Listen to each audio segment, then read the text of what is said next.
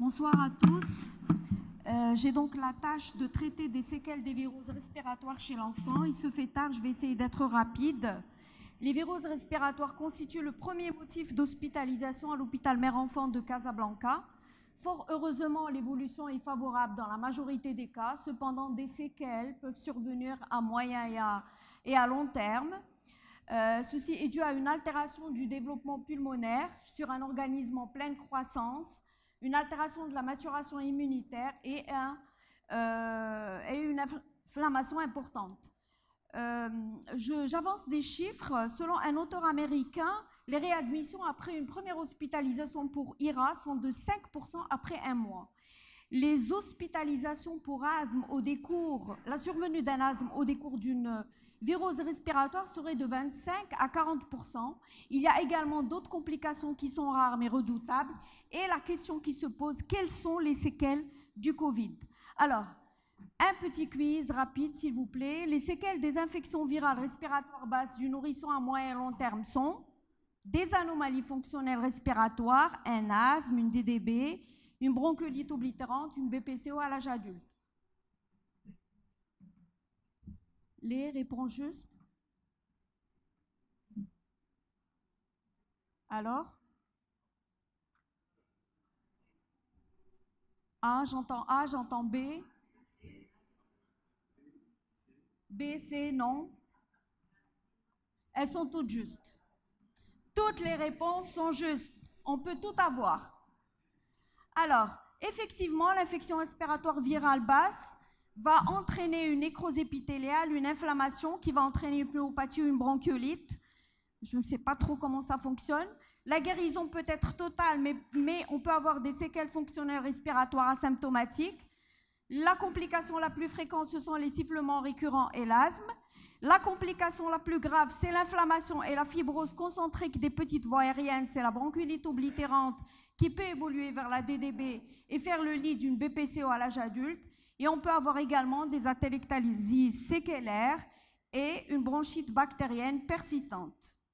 Alors, je commence par la plus rare, mais la plus grave. C'est la bronchiolite oblitérante post-infectieuse. C'est un syndrome clinique et radiologique caractérisé par l'obstruction chronique peu ou irréversible des petites voies aériennes, séquelles rares et graves des pneumopathies dues à des virus essentiellement, mais aussi au mycoplasme, au bordetelle, qui survient chez des enfants préalablement sains dans certaines régions du Sud, essentiellement l'Amérique latine, l'Argentine, le Chili, le Pérou, le Brésil, mais également au Canada, en Asie. On en voit aussi en Europe et même chez nous.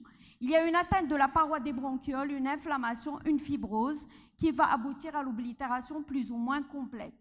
Les virus responsables sont essentiellement l'adénovirus, le sérotype 3, 7 et 21, mais également le virus de la rougeole, l'influenza, parainfluenza et même le VRS, et comme bactéries le bordetelle et le mycoplasme.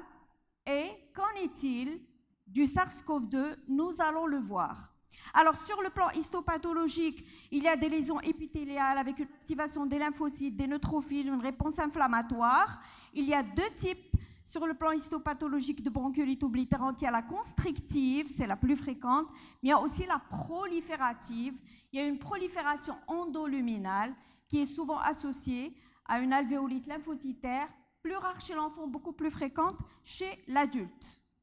Alors, le tableau clinique, c'est un enfant de 6 mois à 5 ans qui peut développer deux cas de figure. C'est soit une oxygénodépendance immédiate après l'épisode aigu, il ne s'améliore pas et ça persiste, soit il y a une régression de la phase aiguë, qui est la phase d'installation, une phase de rémission plus ou moins complète et une réapparition des symptômes. Il y a aussi donc la bronchiolite proliférative dont j'ai parlé, bronchiolite oblitérante suite d'organisme pneumonia, qui elle donne un tableau de pneumonie bilatérale avec des opacités alvéolaires. On va voir un cas.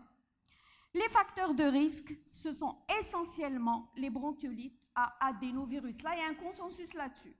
Mais il y a aussi la gravité initiale de l'infection virale, essentiellement lorsqu'elle a été mise sous ventilation mécanique. Susceptibilité génétique, c'est plus fréquent en Amérique latine, mais c'est contesté.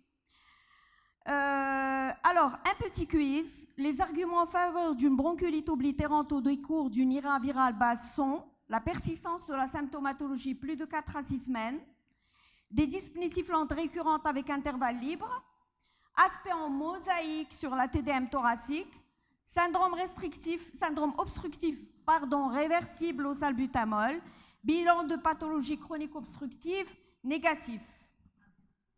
A.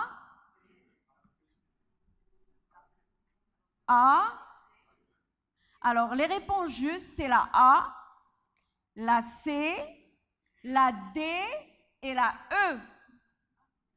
La D et la E. D'accord? Le syndrome obstructif est peu réversible. L'image radiologique, vous allez la voir et retenez-la, cet aspect en mosaïque, il est hautement évocateur. Le diagnostic doit toujours être évoqué lorsque, chez un enfant préalablement sain, hospitalisé pour une bronchiolite, pour une pneumonie virale ou autre, la symptomatologie respiratoire fait de tout, de polypnée, de rhonchus, de sibilant, persiste au-delà de 4 à 6 semaines après l'épisode aigu, parfois grave, de bronchiolite ou de pneumonie virale. Voici les symptômes rapportés dans la littérature, la toux, 87 à 100%, la polypnée, la dyspnée, les sibilants, les crépitants, et bien sûr, quand ça évolue, le tableau d'insuffisance respiratoire chronique, l'hypocratisme et la cassure staturopondérale. La radiographie pulmonaire, elle peut montrer une distension bilatérale, généralement des atelectasies, des images en rail évocatrices d'une dilatation des bronches. En bas, en haut, on a une distension, mais vous avez remarqué, elle prédomine d'un seul côté. C'est une bronchiolite oblitérante unilatérale, c'est le syndrome de McLeod qu'on va voir. En bas, c'est un petit patient que je vais vous présenter, il a une atteinte rétractile importante. Sur le scanner thoracique, l'aspect le plus rapporté, le plus typique, c'est l'aspect en mosaïque. Cet aspect en mosaïque, c'est quoi? C'est une alternance de zones segmentaires d'hyperclarté qui correspondent au piégeage d'air à l'expiration dans ces bronchioles qui sont oblitérées, associées à une hypoperfusion alvéolaire. Ces zones claires alternent avec des zones opaques, avec des zones de parenchyme sain. On peut avoir des atelectasies, un épaississement bronchique, une dilatation des bronches, un petit poumon clair, unilatéral. Regardez cet aspect en mosaïque sur ce scanner. Vous voyez bien, le pointeur ne fonctionne pas. Vous voyez bien, je ne sais pas comment il fonctionne. Oui, voilà. Vous voyez bien ces zones hyper claires là, qui alternent avec du parenchyme pulmonaire sain. C'est cet aspect en mosaïque qui est typique de la bronchiolite oblitérante. Je passe. Sur le plan fonctionnel respiratoire, vous avez une courbe concave, une obstruction diffuse avec un VEMS bas, des débits distaux qui sont diminués. Vous donnez du salbutamol, il ne répond pas. Alors, le syndrome de McLeod, c'est une bronchiolite oblitérante qui touche préférentiellement un poumon. Ça va donner un petit poumon clair unilatéral. Quel traitement pour la bronchiolite oblitérante? C'est essentiellement la corticothérapie qui doit être démarrée précocement. Essentiellement les bolus de méthylprednisolone à la dose de 1 g pour 1,73 m, 3 jours par mois pendant plusieurs mois. Les bronchodilatateurs n'ont peu ou pas de réponse. L'antibiothérapie alternée pour son effet anti-inflammatoire à base d'azithromycine, la kiné respiratoire au stade de DDB, et bien sûr, il faut vacciner contre la grippe, contre le pneumocoque. Là, c'est le travail d'un grand monsieur, Christophe Marguet, un grand pneumopédiatre, qui a une série de 36 nourrissons de bronchiolite oblitérante traités par des bolus de solumédrol pendant 36 mois, à raison de 3 jours par mois. Et là, à la fin, regardez, au début, il avait 100% d'enfants qui avaient un tableau non contrôlé, fait de dyspnée, de toux, etc. Et après 36 mois, seuls 18% avaient un tableau des symptômes encore persistants. Donc, les bolus de solumédrol à des très fortes doses, 1 g pour 1,73 m, c'est l'équivalent de 30 mg par kilo de méthylprednisolone.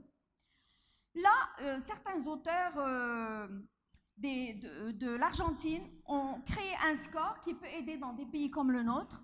Histoire clinique typique 4 points, infection adénovirus 3 points, TDM haute résolution avec aspect en mosaïque 4 points, Lorsque le score est supérieur à 7, supérieur ou égal, la spécificité est presque de 100% et la sensibilité est grande.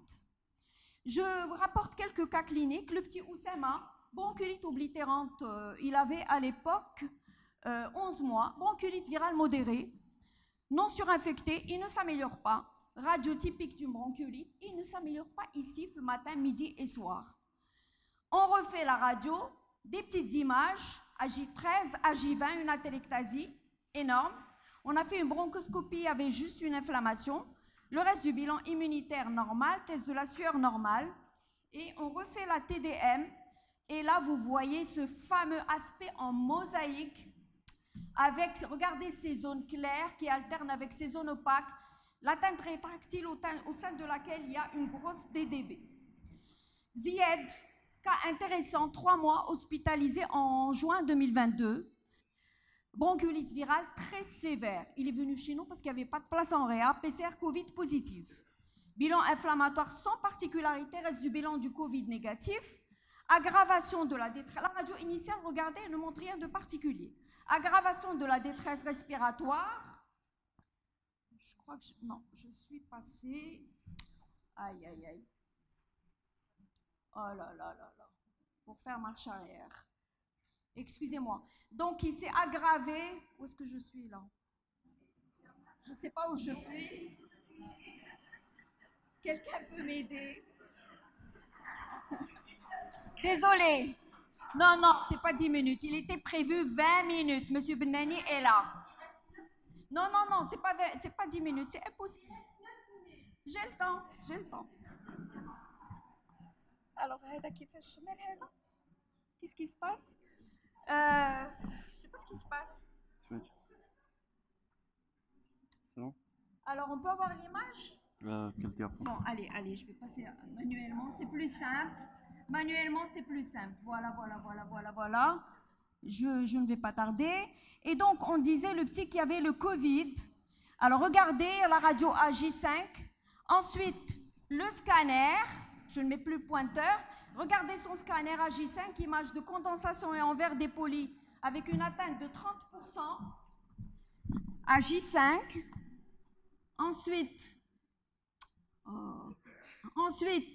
alors il était oxygénodépendant pendant 6 mois. Il a été mis sous corticoïdes, là à J30, et là on est à le dernier scanner à 10 mois, après 9 mois, il a développé quoi? Qu'est-ce que vous voyez sur le scanner? Des images de... Non, non, non, la mosaïque c'est au début. Là on n'est plus dans l'image en mosaïque, on est à 10 mois de recul. Qu'est-ce que vous voyez sur le scanner? Des petites dilatations des bronches chez un nourrisson qui avait été hospitalisé pour une bronchiolite grave à Covid-19. Et ça, c'était vraiment une découverte pour nous. Alors, je ne sais plus ce qui se passe. Bon, allez, c'est bon. Alors, dernier cas clinique rapidement, très récent, le 29 mars 2023. Bronchiolite, beaucoup plus une pneumonie, sifflait, d'accord, il crépitait, il avait une hyperleucocytose, CRP très élevée, la PCR multiplex avait trouvé un parainfluenza type 3, il y a des foyers alvéolaires. Regardez son scanner. Son scanner est blanc. 90% du parenchyme pulmonaire était atteint. On m'a appelé de la radiologie pour me dire attention, c'est un Covid. PCR multiplex, c'était un parainfluenza type 3. Alors, là, la CRP de contrôle était strictement négative. Qu'est-ce que vous auriez fait comme traitement? On l'a dit, corticoïdes, haute dose, évolution spectaculaire, clinique et même scanographique. Là, on est à 3 mois de recul. Regardez son poumon qui commence à se nettoyer. Lui aussi, il est resté oxygénodépendant pendant 4 mois. Alors, la bronchiolite oblitérante après SARS-CoV-2, elle est décrite dans des articles récents. Regardez, dans ce journal coréen, il rapporte le cas d'un enfant de 10 ans qui avait comme facteur de risque une obésité avec un BMI à 30, oxygéné, traité par un antiviral, dexaméthasone, et il développe une bronchiolite oblitérante avec un aspect en mosaïque sur la radio, et également sur l'EFR, un syndrome obstructif qui s'est un petit peu amélioré après 3 bolus de Solumédrol. Un autre cas publié en 2023, SARS-CoV-2, fillette de 11 ans, BMI à 12, regardez son poumon, son scanner à J7, son scanner à 3 mois, c'est carrément des images de fibrose, avec à la biopsie, comme c'était le Covid, ils ont fait la biopsie alors qu'elle n'est plus indiquée dans la suspicion de bronchiolite oblitérante. Ils ont trouvé une bronchiolite oblitérante avec pneumonie organisée. Là, c'est juste pour vous montrer des articles, pour vous montrer les virus qu'ils trouvent dans les différentes séries responsables de bronchiolite oblitérante, l'adénovirus essentiellement, mais également le virus de la rougeole, l'influenza, le mycoplasme, le parainfluenza, la grippe aussi. Bien sûr, l'adénovirus prédomine. Alors, les atelectasies séquelaires, on peut les avoir à moyen terme, avec une atelectasie du sommet chez le nourrisson, du lobe moyen chez le grand. La DDB, elle peut compliquer une bronchiolite oblitérante, ça peut être une DDB par traction. 20% des DDB de l'adulte auraient comme origine une infection virale dans la prime enfance. Infection virale et asthme. Alors, 25 à 40% des enfants développeraient un asthme au décours d'une infection virale. Pour expliquer ceci, le VRS entraînerait un dérèglement de la balance immunitaire avec une augmentation des lymphocytes TLPR2 et TLPR17 qu'on trouve dans la physiopathologie de l'asthme, qui vont synthétiser des cytokines pro-inflammatoires, l'interleukine 4 et 5, etc., qui vont élaborer l'IgE et déclencher toute la cascade de l'hypersensibilité qu'on trouve dans l'asthme. Les facteurs de risque d'évolution vers l'asthme, c'est la sévérité initiale, la gravité du tableau clinique, le terrain atopique et la sensibilisation. On peut avoir un enfant asymptomatique au décours d'une virose et lorsqu'on lui fait une mesure du souffle, il aura une diminution des débits. C'est le cas de cette étude, on n'aura pas le temps de détailler. Ils ont montré que le VMS à 6 mois était plus bas chez les enfants qui n'avaient pas fait d'infection AVRS par rapport à ceux qui avaient fait une infection AVRS. Alors, juste un mot pour conclure sur le Covid long. C'est une pathologie de l'adulte, mais il existerait aussi chez 2 à 10% des enfants. Ces manifestations cliniques sont les troubles de l'humeur, l'insomnie, les céphalées, les troubles respiratoires, la toux, la dyspnée, mais vous pouvez tout avoir, des arthralgies, des douleurs abdominales. Et les hypothèses avancées seraient une anomalie du système immunitaire ou la persistance du virus dans les muqueuses. Je conclus en disant qu'il faut surveiller les enfants hospitalisés ou suivis en ambulatoire pour une virose, les voir à un rythme qui n'est pas codifié si elle est sévère au bout d'1 mois, au bout de 3 mois. Méfiez-vous de l'adénovirus. Nécessité d'un dépistage et d'un traitement précoce de la bronchiolite oblitérante par de fortes doses de corticoïdes. Les sifflements récurrents, on les traite par la corticothérapie inhalée comme dans l'asthme, ça marche très très bien. Et n'oubliez pas une surveillance fonctionnelle respiratoire à moyen et long terme. Et je vous remercie pour votre patience.